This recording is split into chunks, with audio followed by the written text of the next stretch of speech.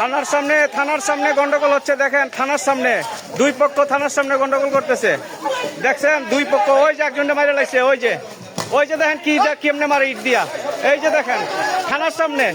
হায় হায় থানার সামনে। এই অ্যারেস্ট করেন, তাদেরকে অ্যারেস্ট করেন। একটা যাতে না যেতে পারে অ্যারেস্ট করেন তাদেরকে, একটা যাতে না যেতে পারে। এই যে একজনকে দেখেন। এই অ্যারেস্ট করেন, থানায় নেন।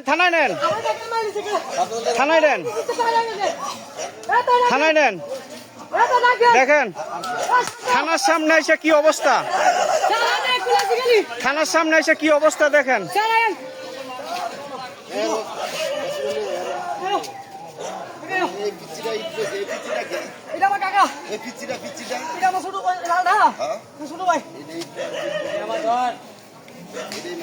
দেখেন কি অবস্থা থানার সামনে, কত বড় সাহস। দেশের আইন আজকে কোথায় দেখেন। আইন শৃঙ্খলা বাহিনীকেও মানে না। থানার সামনে এসে, থানা পুলিশের সামনে এসে কিভাবে মারামারি করে।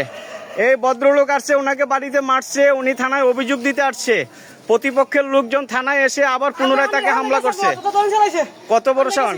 তারা চলে গেছিল, তাদেরকে ওইখানে রাস্তায় হামলা করছে, তারা ভয়ে আবার থানায় আসছে।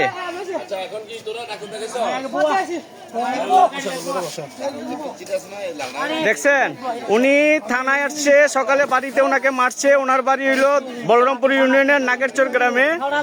ওনাকে মারছে, উনি অভিযোগ দিতে আসছে থানায়। অভিযোগ দিয়ে উনি বাড়িতে চলে যাচ্ছিলেন, রাস্তায় তাদের উপরে হামলা করছে।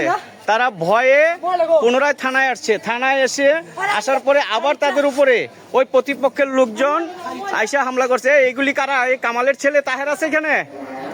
এই তাহের আলী আছে রে, এখানে তাহের আলী আছে।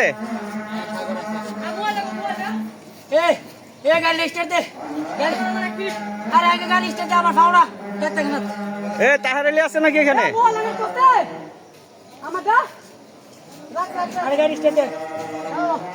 কি অবস্থা দেখেন।